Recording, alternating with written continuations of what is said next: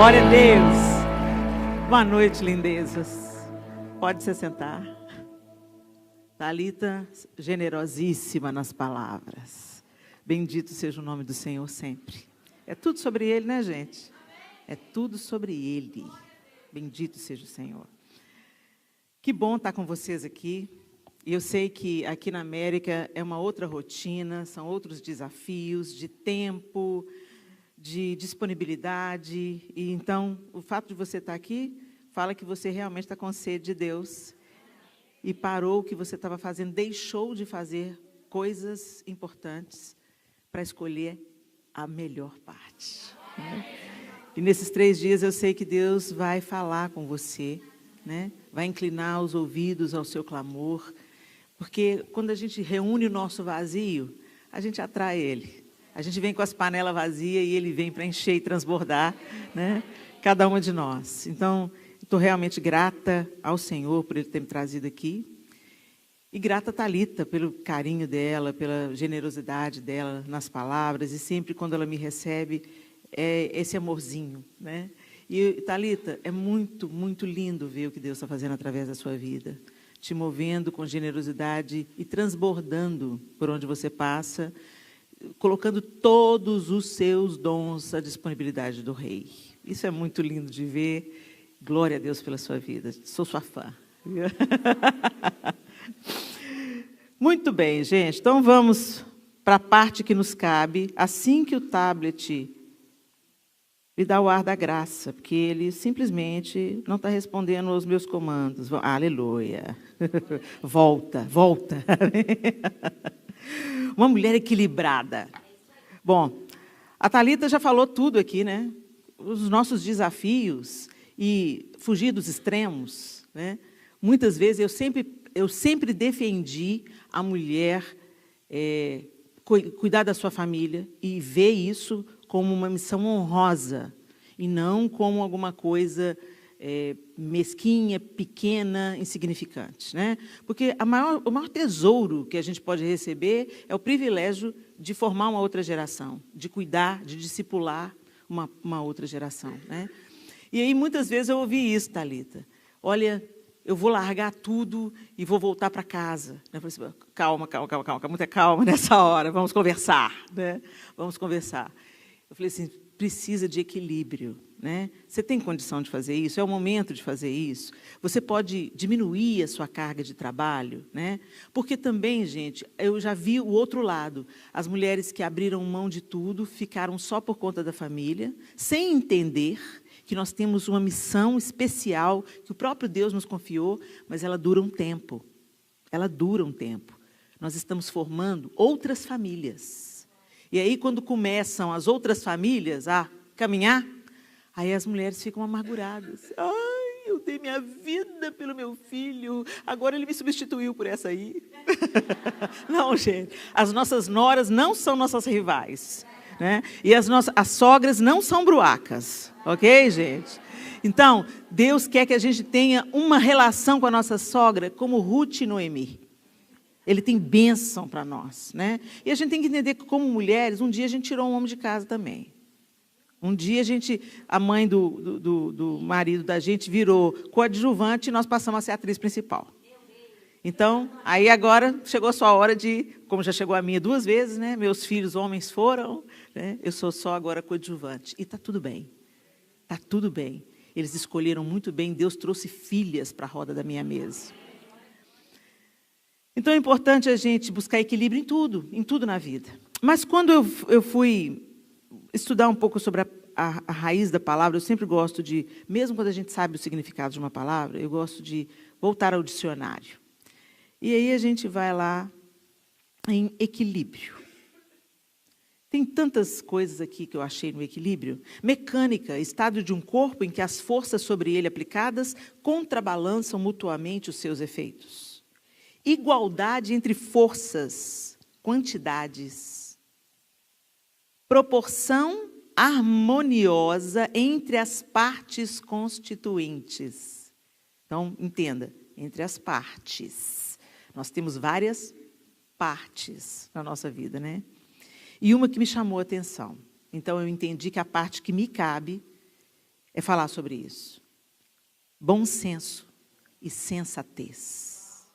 Isso são sinônimos de equilíbrio.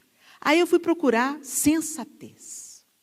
Qualidade de sensato, bom senso, prudência, cautela, circunspeção. Circunspeção. Nunca vi essa palavra. Discrição. Uau! Aí eu gostei. Falei, mas circunspeção, o que é isso? Vamos ver. Circunspeção é qualidade de circunspecto, que revela moderação e decoro, seriedade, ponderação, cautela, reserva, estudo ou análise atenta e minuciosa de algo considerando todos os aspectos. Aprendi uma palavra nova e isso trouxe mais elementos para mim. Sensatez. Meu Deus, como nós precisamos disso tudo que está descrito aqui, de prudência, de bom senso, de cautela, de discrição, né? E nós, é claro, cada uma de nós aqui tem uma personalidade. Deus nos muniu de uma personalidade. E essa personalidade que nós recebemos de Deus, Ele não vai mudar, gente. Então, se você é aquela pessoa que ri alto, que quando você enche, você nunca vai ver a Thalita quieta. Você nunca vai ver a Thalita calada. Você nunca vai ver a Thalita murchinha, entendeu? Ela está fazendo alguma coisa, ela está pensando alguma coisa, ela está projetando alguma coisa, ela está falando e envolvendo as pessoas e pondo empolgação nas pessoas. É o que Deus entregou para ela. E nós não estamos competindo qual dom que é melhor, não, gente. Nós estamos buscando fazer a vontade de Deus, porque na sua soberania, Ele sabia o que Ele podia nos confiar, o que Ele tinha para nós fazermos, né? Então é lindo quando a gente entende que nós não estamos em disputa, nós não somos rivais umas das outras, nós estamos em integração, trabalhando por algo maior do que nós mesmos, né? Muito maior do que nós mesmos. O que a gente deseja é que Deus reverbere através da nossa vida, em todas as áreas da nossa vida, por onde nós passarmos e para todas as pessoas que Ele nos confiar. E aí, quando a gente pensa nesse sentido de equilíbrio, de sensatez, a gente se lembra na diversidade das mulheres da própria Bíblia. Quando eu comecei a pensar, que mulher na Bíblia que é para mim, Helena, uma inspiração de equilíbrio. A primeira que eu pensei foi Esther. Gente, a Esther teve que ter muito equilíbrio para não meter a boca no Amã, entendeu? Para não chegar lá e falar assim, falar com o rei Assuero, é isso. Esse cara, ele fez isso. Não, ela foi, pediu audiência para o rei, chegou na frente do rei, corajosa, antes ela jejuou, orou, né? Foi para a frente do rei, conseguiu o favor do rei, o que você quer? Ela não abriu o jogo ali. Vou fazer um banquete, vem. Né? Gente, muito equilíbrio. Eu já ia mandar geral. Entendeu? Mas ela, cheia de se conteve, domínio próprio. Né? Ela estava com medo, ela estava aflita, ela devia estar furiosa também, porque o que aquele homem estava fazendo era absurdo contra todo o seu povo, No entanto, ela segurou a onda. Depois ela pediu uma outra audiência. Ela foi trabalhando de um jeito que Deus trabalhava por ela. Deus trabalhava com ela. Né? Então, Esther logo veio à minha cabeça. Outra que precisou de equilíbrio foi Jael. Gente, eu sou fã de Jael, gente. A mulher é casca grossa. E ela usa as coisas que ela tem em casa, né? Porque ela morava em tenda. E ela usa como arma aquilo que ela já tinha habilidade para usar. A gente vê isso em Davi. Davi não pegou a armadura de Saul, ele usou o que ele sabia fazer. Isso deixa claro para a gente que Deus vai usar o que você tem, o que Ele já te entregou, ok? Você tem que disponibilizar nas mãos dele. Mas ela teve que ter equilíbrio, gente, porque ela estava diante de um abusador, ela estava diante de um homem cruel, ela estava diante de um cara que oprimia Israel. E ela também não... Ela falou, pode entrar. Entra na tenda, querido, entra.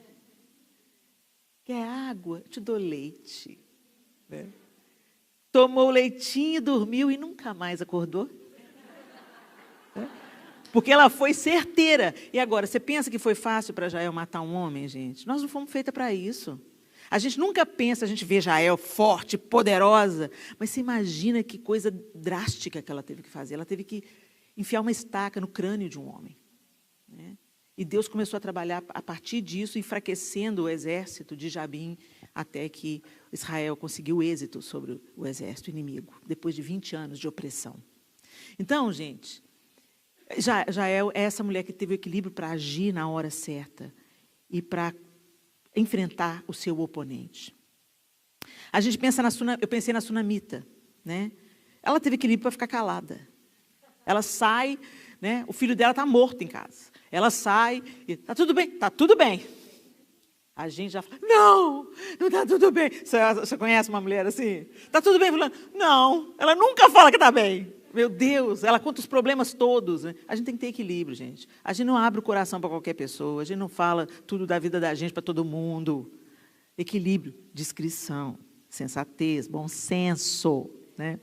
E aí eu pensei nessas mulheres, elas são muito inspiradoras. Mas quando eu cheguei nessa aqui, descrita em 1 Samuel 25, eu falei, ela é fera.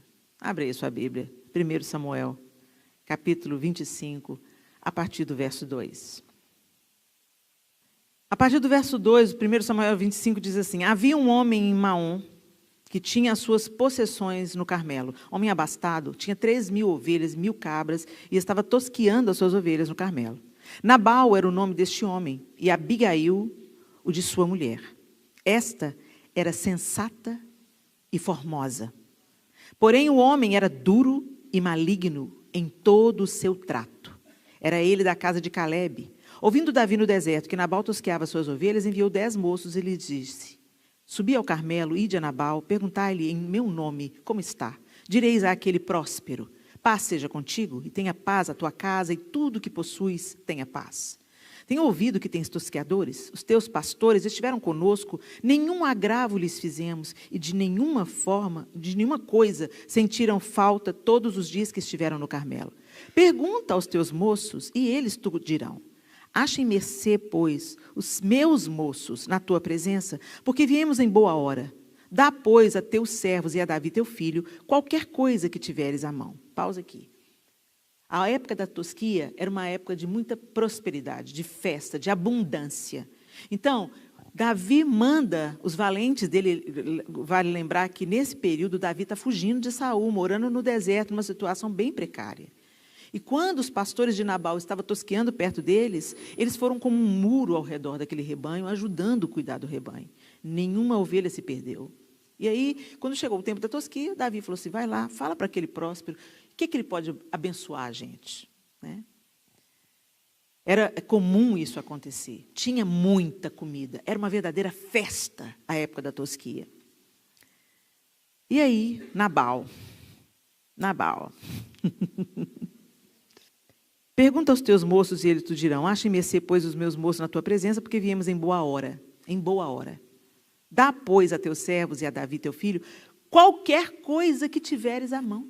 Eles não exigiram nada, eles vieram lembrar, e porque certamente eles tinham necessidade para se manter no deserto. Chegando, pois, os moços de Davi, tendo falado a Nabal todas essas palavras em nome de Davi, aguardaram. Respondeu Nabal aos moços de Davi e disse, quem é Davi? E quem é o filho de Jessé? Engraçado, né? Ele não sabia que era Davi, mas sabia o nome dele?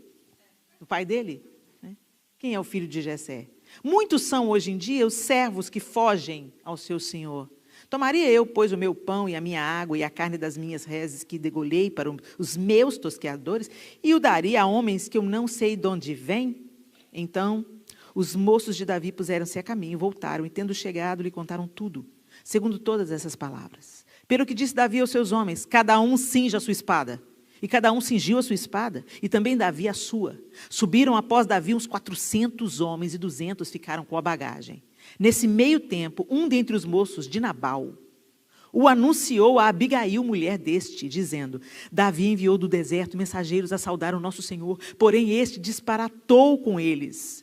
Aqueles homens, porém, nos têm sido muito bons e nunca fomos agravados por eles, e de nenhuma coisa sentimos falta em todos os dias de nosso trato com eles, quando estávamos no campo. De muro em redor nos serviram, tanto de dia como de noite, todos os dias que estivemos com eles apacentando as ovelhas. Agora, pois, considera e vê o que hás de fazer, porque já o mal está de fato determinado contra o nosso Senhor e contra toda a sua casa. E ele é filho de Belial e não há quem lhe possa falar.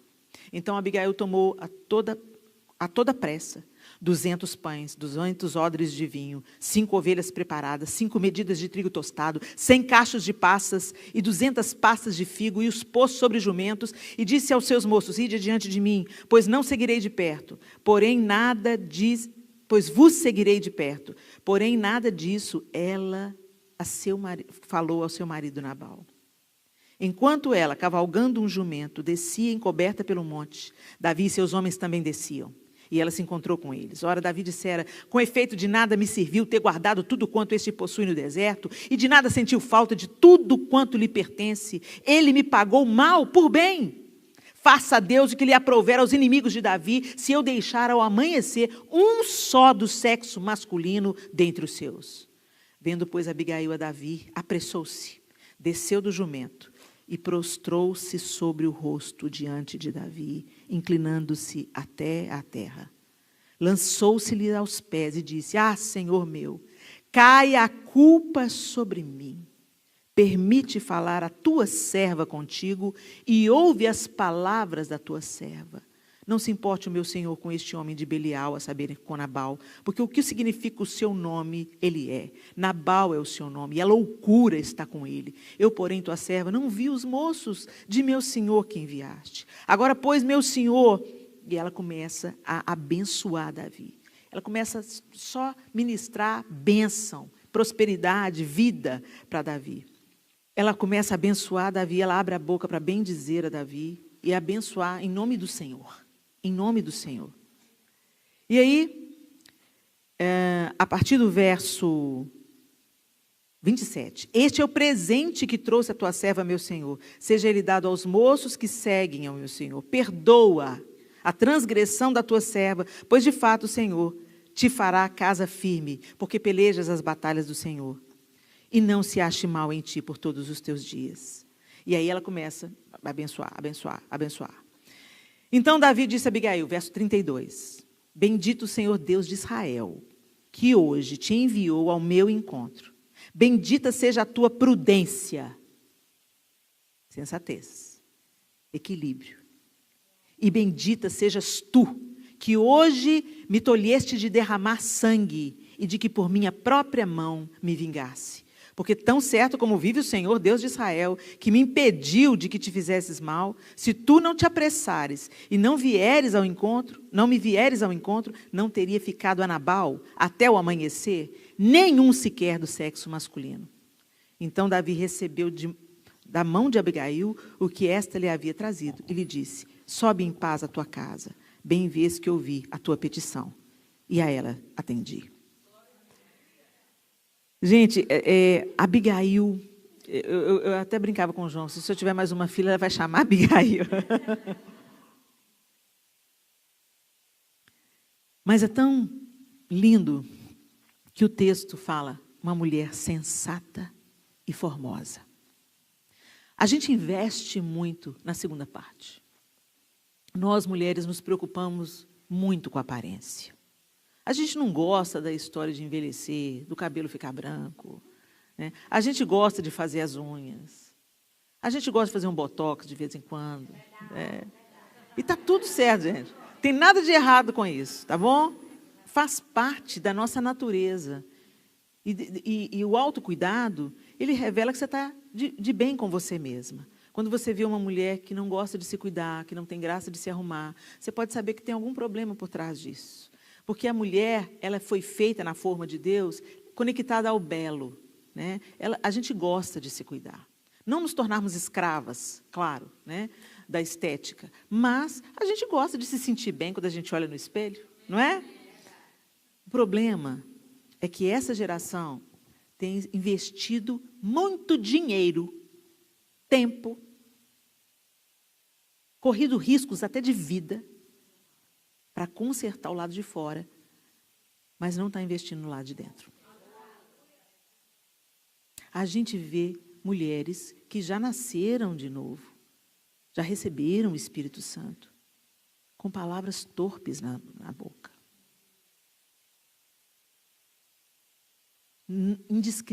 Indiscretas. Fazendo as postagens no Instagram, né? O Senhor é o meu pastor, nada me faltará. Mulherada de biquíni, com roupa de banho, exposta nas redes sociais. Isso te parece discrição, sensatez, prudência? E aí tem esse desequilíbrio evidente nessa geração. Porque, como nós somos uma geração muito visual, né, a imagem está em tudo que a gente faz. Hoje, a imagem chega na casa da gente, a gente tem um mundo na palma da mão através do smartphone. Então, a gente ficou muito visual. E aí, por causa do visual, vieram os filtros, né? E a gente faz tudo para parecer. Mas a gente tem que ser. O que vem para o lado de fora tem que ser uma consequência natural do que está dentro. E eu amo o texto porque ele diz que, primeiro, que ela é sensata, depois que ela é formosa. E aí essa mulher sensata, Abigail, ela tem algumas características muito interessantes. A primeira coisa, ela sabia ouvir. Nós somos uma geração que tem problema de ouvir. A gente quer falar. A gente quer falar, quer dar opinião em tudo, quer se meter na vida de todo mundo, quer comentar na foto da outra. Né? Uma vai lá na foto do o Senhor, o meu pastor, nada me faltará, e fala assim, misericórdia, irmã, sangue de Jesus tem poder. A outra chega assim, ai, tá gata, tá linda, tá malhando, hein? Entendeu? Você tem que dar uma opinião a respeito de alguma coisa. Quando acontece algum BO, sempre vai alguém lá e fala assim, você não vai falar nada sobre isso, isso e isso, Helena? Por que eu tenho que falar? Deus mandou falar? Não, tem guerra que eu compro, tem guerra que não é para eu comprar. A gente tem que ser guiado pelo Espírito Santo, até nas brigas que a gente compra. Porque nas brigas que você entra por conta própria, você entra sozinha. É ruim, hein? Aí, ela sabia ouvir. Gente, nós mulheres temos muitas palavras. Deus nos deu mais palavras que os homens, porque somos formadoras de opinião, educadoras. A gente está com a nossa cria desde os primeiros momentos da vida, né? Então, o Senhor deu mais palavras para a gente, para nós sermos abençoadoras, para nós sermos mestres, ensinarmos, exortarmos em amor, consolarmos, acolhermos. Tudo isso é importante com as palavras, mas, sobretudo, ouvir. A gente não ouve, a gente não escuta a outra. Gente, eu não deixo de pensar quantos suicídios seriam impedidos se a pessoa só tivesse um bom ouvido para ela depositar suas dores, suas frustrações, suas súplicas. Hoje a gente tem que pagar para alguém ouvir a gente. Por que as nossas avós precisavam menos de terapeuta? Porque uma era terapeuta da outra. Né? A vizinha sentava no passeio com a avó, a meninada brincando na rua, assim, fulano está me dando trabalho demais.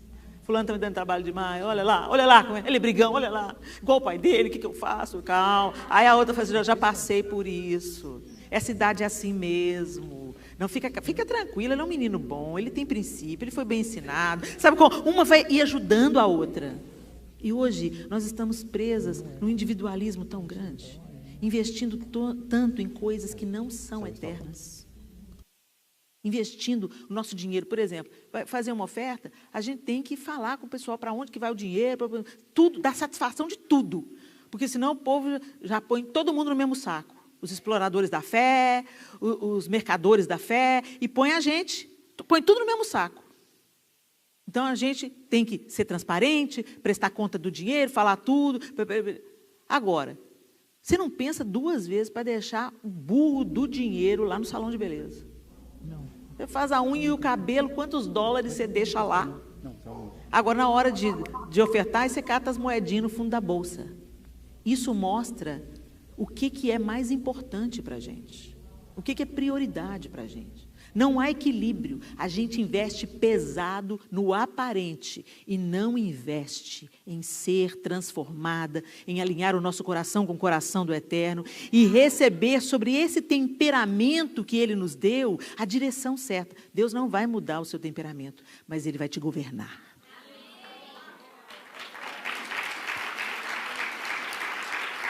Então, às vezes você fala assim, não, eu sou muito franca, sabe? Eu sou essa que fala na cara mesmo, eu tenho esse temperamento mesmo. Não, querido, você é grossa. Então, não vem falar que é franqueza, não, né? Você tá pegando o seu temperamento para justificar a sua carnalidade. Quando você é governada pelo Espírito Santo, ele vai pegar toda essa sua disponibilidade de falar a verdade, e você vai falar as verdades bíblicas. Você vai confrontar em amor. Você vai ser aquela amiga corajosa para falar assim, amiga, em nome de Jesus, amiga, em nome de Jesus, eu te amo, não use essa roupa. Tem umas mulheres que usam uma legging branca, você fala assim, ela não tem amiga. Essa não tem amiga. Todos os furinhos da celulite aparecendo. Eu falei, cadê a amiga? Cadê a melhor amiga dessa mulher? Então Deus quer usar o nosso temperamento.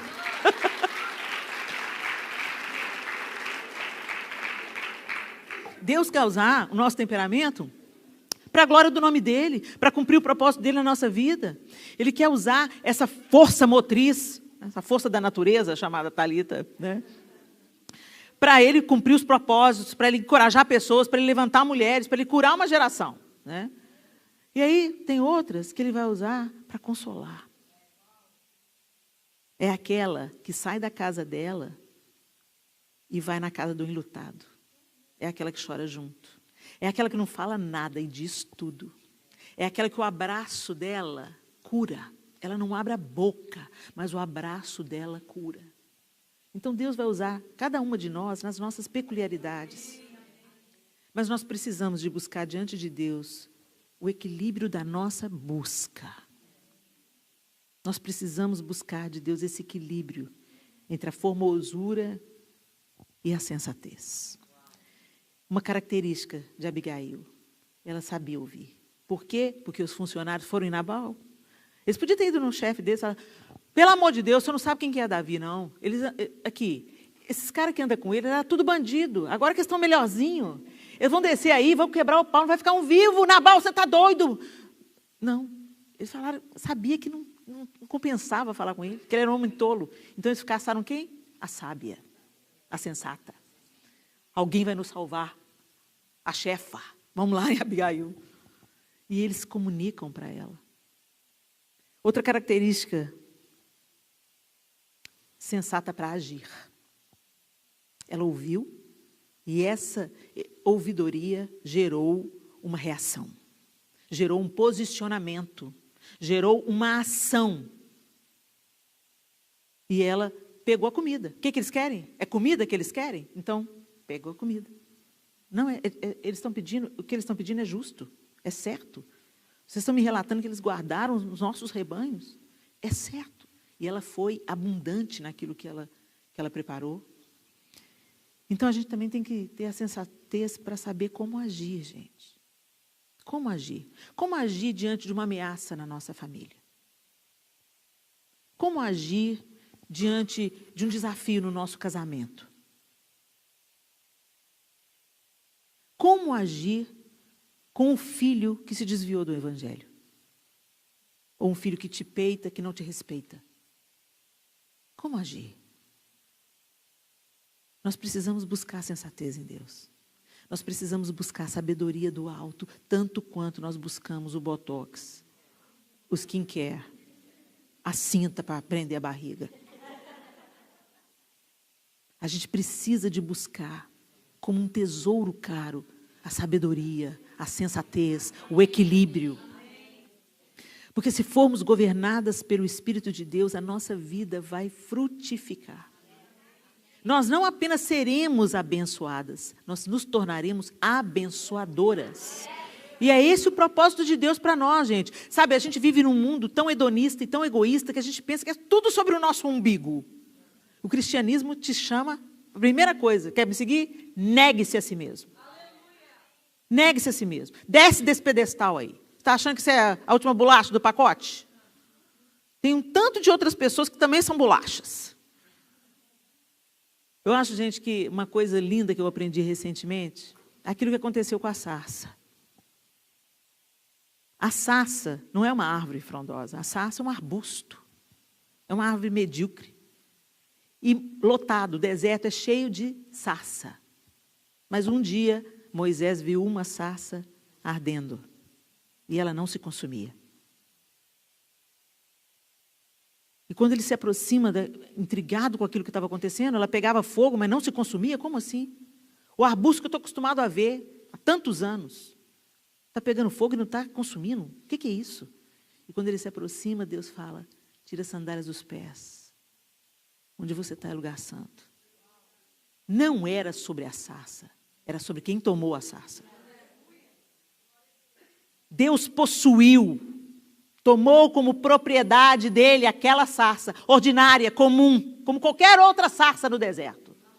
O que fez a diferença naquela sarça, ela era propriedade de Deus. Deus a possuía. E quando Deus nos possui, Ele queima e a gente não se consome. E esse queimar ilumina tudo ao redor, aquece tudo ao redor. Eu amo o significado do meu nome, gente. Meu nome, eu não gostava do significado do meu nome, porque o significado sempre é tocha. Tocha? Tocha? Ah, não, me dá um significado mais bonito aí. Helena significa tocha. Helena significa tocha, luz que ilumina e quebra a escuridão, aponta o caminho, aquece e incendeia, o nome profetiza minha vocação de ser canal de Deus em minha geração. O poeta do Atilano Muradas fez essa música. Helena significa tocha, luz que ilumina, quebra a escuridão, aponta o caminho, aquece, incendeia. O nome profetiza a minha vocação de ser canal de Deus. Aí, né, eu falei assim, Deus, é mesmo tocha. Né? E eu contei essa experiência de como Deus ministrou a cura no meu nome, e aí o Atilano fez essa poesia linda. Deus tem algo para fazer, mas o quanto Ele te possui? Quanto de você Deus tem? Nós vivemos tanto para nós mesmos, a gente tem Deus, o nome de Deus na boca o tempo inteiro. Sangue de Jesus tem poder, misericórdia, ô Jesus, ô Santo de Israel, a gente toma o nome de Deus em vão toda hora. E aí me dá um temor, esse povo honra-me com os lábios, mas o coração está longe de mim. O quanto de você Deus tem? Será que Deus está ficando com as nossas migalhas? Como nós vamos caminhar em sensatez, em discrição, em sabedoria e em equilíbrio, se nós não estivermos conectadas ao dono do equilíbrio, a quem é o próprio equilíbrio, a centralidade de todas as coisas? Como? Nesse mundo doente? Os nossos referenciais são as mulheres do mundo. Mulheres com casamentos destruídos. Mas aí ela se mantém jovem, ela já está com 60 anos, mas parece que ela tem 30, e aí a gente olha, admira. A menina tem uma vida destruída. A nossa referencial, gente, é uma Abigail da vida, é uma Jael da vida. Elas são nosso referencial. Vai pegar fogo? Não. Então, Deus quer que a gente, conectadas nele, saibamos como agir. Agir na hora certa. Agir na hora certa. A próxima coisa, a característica de Abigail, ela sabia a hora de falar. E o que falar. Ela vem, e antes de abrir a boca, o que ela faz? Ela se prostra. Ela desarma Davi. Sabe a história a palavra branda desvia o furor? Né? Ela chegou, ela já foi descendo do jumentinho, ó. Olha que interessante. Para mim, que os teólogos não me apedrejem, please. Para mim, Abigail, no todo o Antigo Testamento a gente vê figuras de Cristo, né? Sombras do que Cristo iria se manifestar. Isaac, por exemplo, sendo levado por Abraão para ser sacrificado, era uma tipificação de Cristo, que também ia tomar o madeiro nas costas e ia subir um monte para ser crucificado. No dia de Isaac, Deus proveu o cordeiro, mas Jesus foi o próprio cordeiro. Né? Então, a gente todo o tempo vai ver isso, Josué, aquelas correlações. Para mim, a correlação feminina com Cristo é Abigail. Porque ela toma a culpa que não era dela. Ela se humilha Ela desce. Interessante, ela desce de um jumentinho. Ela se humilha, ela se prostra diante do rei. Ele seria rei. Ele já tinha sido ungido. Ele não tinha ascendido ao trono. Mas para Deus, Davi já era rei. Ela se prostra diante do rei. E ela fala assim, minha seja a culpa. Ela absorveu a culpa que era dela. E ela se colocou entre a ira de Davi e a tolice de Nabal.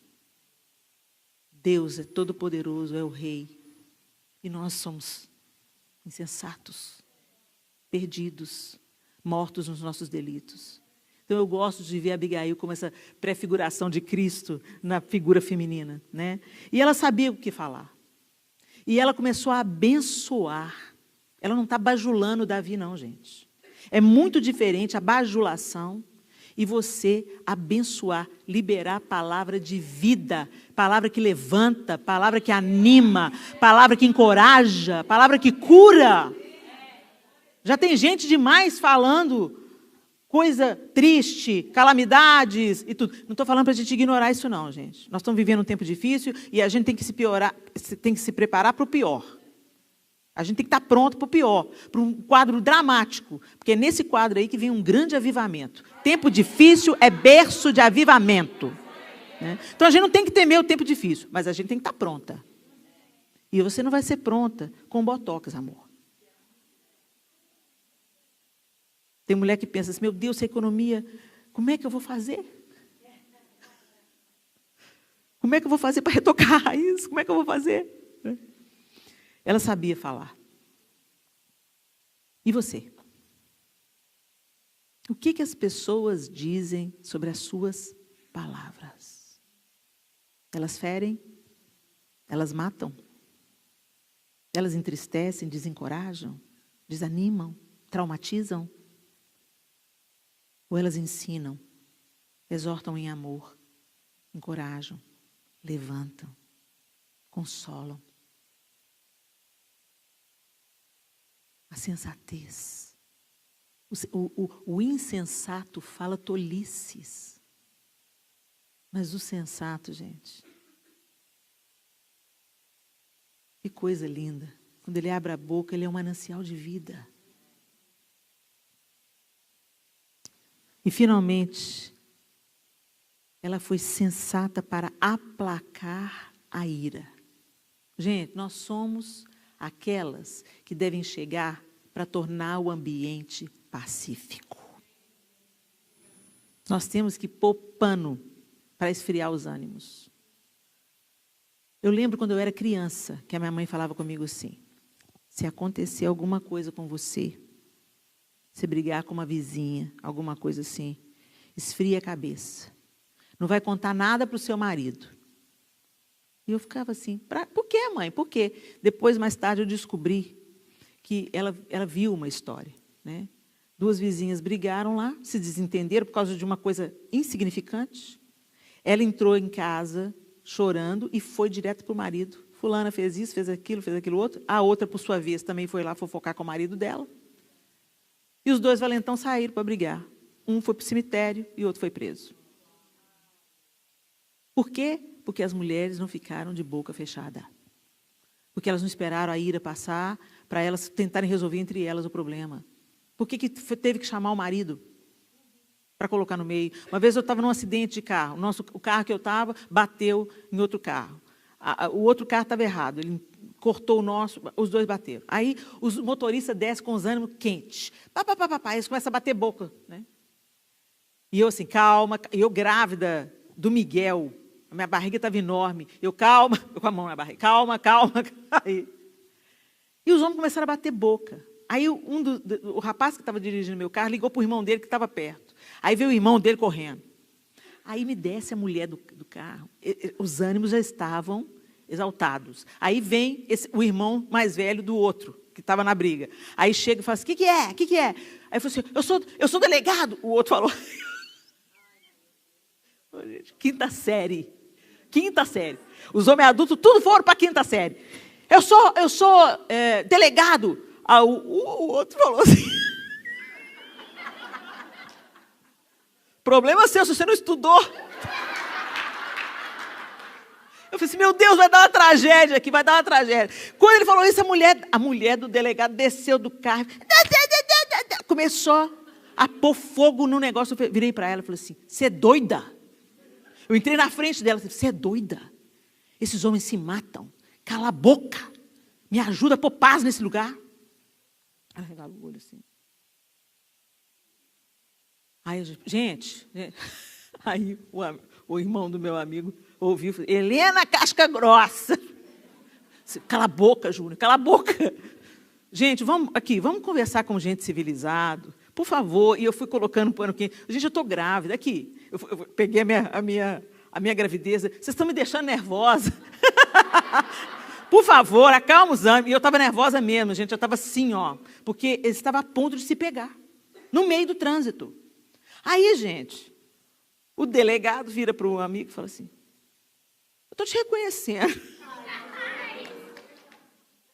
Para resumir a história, os dois crentes, um foi na igreja do outro. Está na igreja, não é carteirinha de sensatez. A sensatez é um tesouro que você busca. Sabedoria vem do alto, equilíbrio, discrição, a hora certa de falar, o jeito de ouvir, como e quando agir. E, sobretudo, mudar o ambiente. Mudar o ambiente. Todo mundo está com o ânimo alterado. Chega a sensata, ou o sensato. Ele fala pouco, observa, solta uma palavra com elegância e dissipa a confusão. Eu estou pedindo e buscando isso, gente. Eu já melhorei muito, né, João? Porque quando o João casou com a Helena, santo de Israel, gente, eu brigava com gente que eu nunca vi na rua. Eu era insensatez personificada. E aí, Deus foi me moldando, e eu fui vendo quanto eu era tola. Quantas situações eu podia ter ponderado, melhorado, trazido paz, dissipado a ira, dissipado o trabalhar de Satanás, mas eu coloquei lenha na fogueira. Deus não chamou para a gente colocar lenha na fogueira, não, gente. Deus nos chamou para sermos pacificadoras. E não seremos pacificadoras, mansas e humildes, sem sensatez, sem equilíbrio. Nós precisamos de ter domínio próprio. Quantas de nós estão pondo o casamento abaixo? Quantas de nós? A mulher sabe que o cara é irado. Aí ela vai lá e fala uma coisa que vai no brio dele. E ela sabe que ele é estourado. Aí ele fala barbaridades, segura firme o braço dela, assim, aperta o braço dela. Violência doméstica, eu vou te denunciar! Maria da Penha! Ela foi lá e provocou. O cara não tem sangue de barata, não. E as mulheres que batem na cara do homem? Bate na cara do cara. Insensatez. As mães que vivem gritando com os filhos. As mães que põem os filhos que têm algum problema com drogas, na sexualidade, põe para fora de casa. Você entrega seu filho a Satanás. Por falta de sensatez. Se preocupa demasiado com o que os outros vão pensar. Se preocupe com o que Deus vai pensar. É Ele que te sustenta, é a Ele que você tem que agradar, é a Ele que você vai prestar contas. Mas às vezes a gente se preocupa muito com a nossa reputação. Isso é insensatez. E para a gente ter esse equilíbrio, gente, para a gente ir colocando diante de Deus nosso temperamento, nossas vontades, nossos ideais, nossos problemas, nossos desafios como mães, como esposas, como irmãs, como cidadãs, nós precisamos de buscar na fonte. E de buscar com o mesmo zelo que a gente busca melhorar o lado de fora. A gente tem que buscar, gente, melhorar o lado de dentro. A gente dá o primeiro passo e Deus vai nos conduzindo. A gente se abre para a transformação e Ele vai te forjando, te formando, vai te colocando em situações para te provar, para te testar, para te aperfeiçoar. Para aquela hora que você quer falar tudo, mas você fala nada. Vai tomar uma água. Então, engole uma água para você pensar um pouquinho. Conta até 10, arruma uma estratégia. O que estão chamando hoje de inteligência emocional, né? Nada mais é do que equilíbrio. Diante das crises tem que ter uma pessoa equilibrada. E Deus quer que nós sejamos assim. Nessa geração perdida, nessa geração confusa, nessa geração desafiadora, onde tantas coisas são muito fáceis, acessíveis. Hoje a gente tem tanto acesso, tanta facilidade, e o que era para ser bom está nos deformando emocionalmente.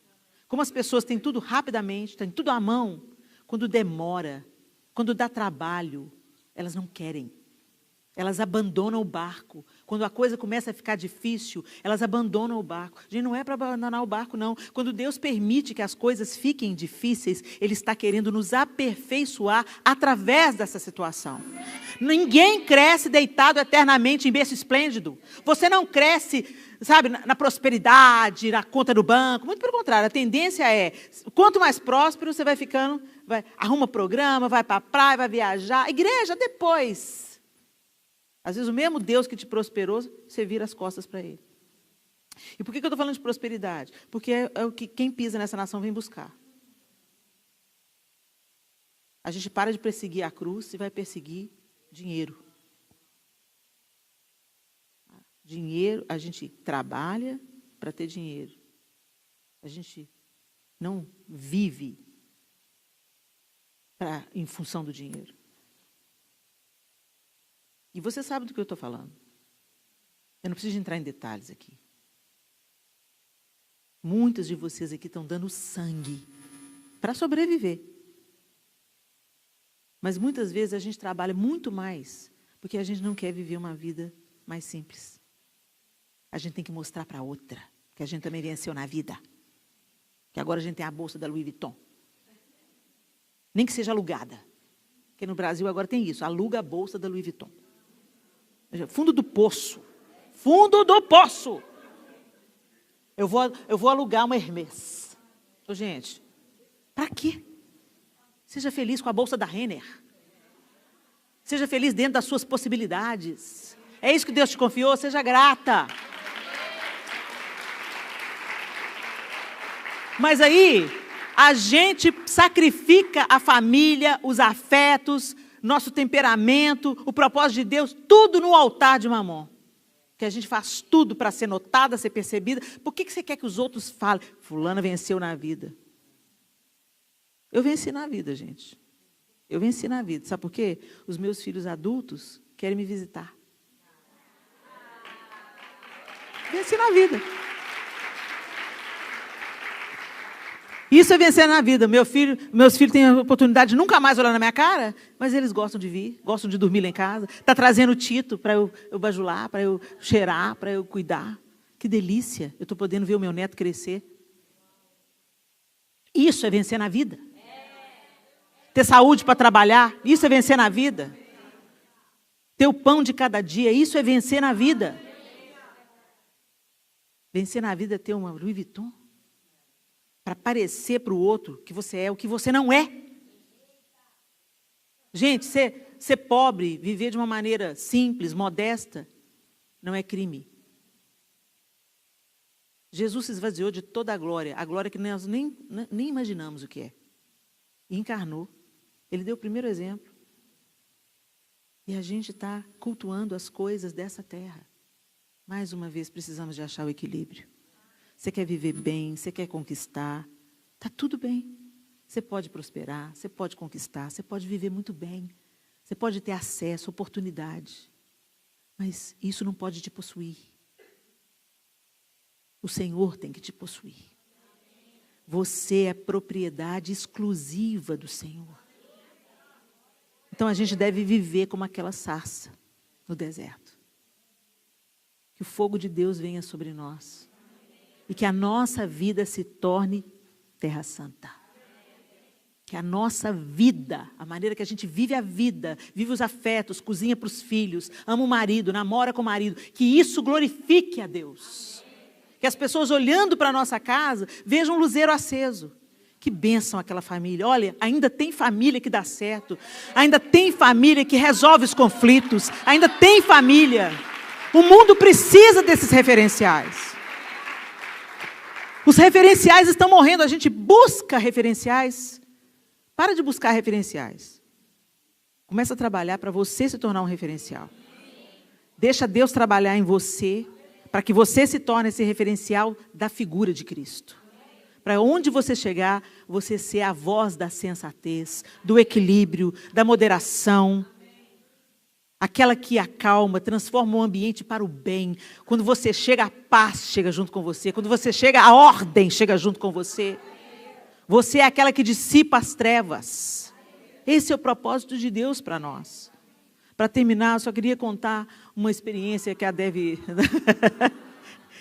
Tyrus contou, e eu fiquei muito comovida com essa experiência quando a Dev contou. Ela contou algumas vezes, vocês talvez até já tenham ouvido. Na igreja que eles frequentavam, tinha uma família hispana. E aquela família com muitos filhos. E uma família com uma vida muito simples. Vivendo ali mesmo, sobrevivendo, trabalhando muito, né? Como a realidade do imigrante nos Estados Unidos, né? Mas ela sempre observou que aquelas crianças, mesmo tendo uma vida difícil, com pouco recurso, elas estavam sempre limpinhas, arrumadinhas, tudo era organizado. A mãe era uma mulher presente, participativa e cuidava dos filhos. Ela falou assim, às vezes você via a calça surrada, o sapatinho surrado, mas tudo limpinho, tudo em ordem. As crianças tudo penteadinho, uma coisa linda. E o marido era alcoólatra. O marido era um homem que bebia o salário da semana. E isso dificultava ainda mais uma situação que já era tão difícil. E aí, quando esse homem chegava bêbado em casa, batia, xingava, espancava, e os meninos começaram a perceber. Os meninos começaram a ter medo do pai. E falaram, mamãe, papai é mau. E ela falava para eles, não. O seu pai é um homem bom. O álcool é mau. Para resumir a história, todos os filhos viraram pastores. Essa mulher era a Abigail da casa dela. Ela não deixou a fraqueza do marido, ela não desfigurou o marido para os filhos. Quantas mulheres amarguradas no relacionamento conjugal vão fazer do filho o depósito das suas frustrações? Vai caçar amiga. Proteja o seu filho de saber certas coisas. Mas o pai deles não presta, deixa eles descobrir por conta própria. Que não seja pela sua boca. Que a mulher sensata sabe que a figura paterna é muito importante na vida de um filho. Então exalte as qualidades que ele tem. Ele deve ter alguma, você casou com ele. Exalte as qualidades, coloca o olho na qualidade. Desvia o olho do seu filho para a qualidade. Seu pai é um homem bom, seu pai é um homem honesto, seu pai é um homem trabalhador, seu pai não deixa a gente faltar nada, seu pai dá a vida por nós. O olhar dos filhos muda para o pai. A paz reina. E o futuro se torna um futuro de vida, de frutos. E uma daquelas crianças que se transformou num pastor, virou o genro da Dev. Se casou com a Trina. Deus faz. Mas precisa de ter uma Abigail na história. Precisa de ter uma Jael. Precisa de ter uma Ruth. Precisa de ter uma Esther. Que sabe como agir. Que não tem medo de tomar decisões, de se posicionar. Que sabe ouvir. Ouvir, não ser precipitada nas palavras. Falar o que edifica, falar o que abençoa, falar o que constrói. E ouvir e acolher. Tem gente que vem confessar algumas coisas para você, elas não querem a sua opinião. Elas só querem pôr para fora. Pôr para fora. Que a sensatez, o equilíbrio, o domínio próprio seja um fruto saboroso, doce na nossa vida, nutrindo todos aqueles que Deus nos confiar. Feche os seus olhos. Eu queria que aí no seu lugar você buscasse fazer uma retrospectiva aí desse seu último ano. Não vamos voltar muito atrás, não. Pensa aí nesse ano. Nesses últimos meses. Você está buscando a sabedoria de Deus? Em alguma vez na sua vida você orou falando: Senhor, eu preciso de sabedoria do alto, eu preciso de sensatez, eu preciso de equilíbrio, Senhor, para eu saber o que fazer, quando fazer, como fazer. Eu não quero ser precipitada, nem no falar, nem no agir. Eu preciso desse equilíbrio, eu preciso dessa sensatez, eu preciso dessa virtude forjada em mim, Senhor. Será que você pode se lembrar de alguma coisa que a sua insensatez provocou? Que o seu falar precipitado causou? Do que a sua impaciência, a sua ira? As conversas que você não podia ter tido. O segredo que você não podia ter descoberto. A roda dos escarnecedores e dos fofoqueiros, da qual você não deveria fazer parte. Que em nome de Jesus, minhas irmãs queridas, que o Senhor nos ensine a ponderação, a cautela, o bom senso, a prudência, a discrição, a sensatez, o equilíbrio. Senhor, nós queremos colocar o nosso coração diante do Senhor. E Deus, quando nos lembramos de tantas vezes que metemos os pés pelas mãos, as mãos pelos pés, agimos precipitadamente, motivadas pela ira, pelo desejo de vingança, sem sabedoria expusemos conversas, segredos, expusemos a nudez da nossa irmã, do nosso irmão. Quantas conversas que não deveríamos ter tido, quantas atitudes, quantas opiniões não precisariam ser dadas, quanta ira derramada, Senhor, quantas palavras duras que foram proferidas, palavras que ferem na hora da raiva. Perdemos o tempero e vamos para os extremos. Não queremos ser mulheres insensatas, desequilibradas, guiadas pelas nossas emoções, pelos nossos sentimentos, pelo nosso temperamento. Precisamos que o Senhor nos possua de tal forma que o Senhor seja tudo em nós, como o Senhor fez com aquela sarça. Que o Senhor nos inflame com a tua presença. E que a nossa vida faça diferença. Que a nossa vida constranja as trevas. Que a nossa presença constranja as fofocas. Constranja as más notícias. Que sejamos pacificadoras e não propagadoras de más notícias. Ajuda-nos, Senhor. Nós precisamos tanto sermos sensatas. Queremos ouvir da sua boca, Senhor, que somos formosas, mas antes somos sensatas. Que essa beleza de fora seja causada pela beleza que transborda de dentro. Em nome de Jesus, faz essa obra em nós. Muda a nossa maneira de agir, de pensar, de falar. Ensina-nos, Espírito de Deus. Forma Jesus em nós, para para que a nossa vida seja sarada, para que os nossos relacionamentos sejam curados, para que o Senhor seja glorificado e o seu plano seja cabalmente cumprido. Em nome de Jesus nós oramos. Amém e amém. Deus abençoe vocês.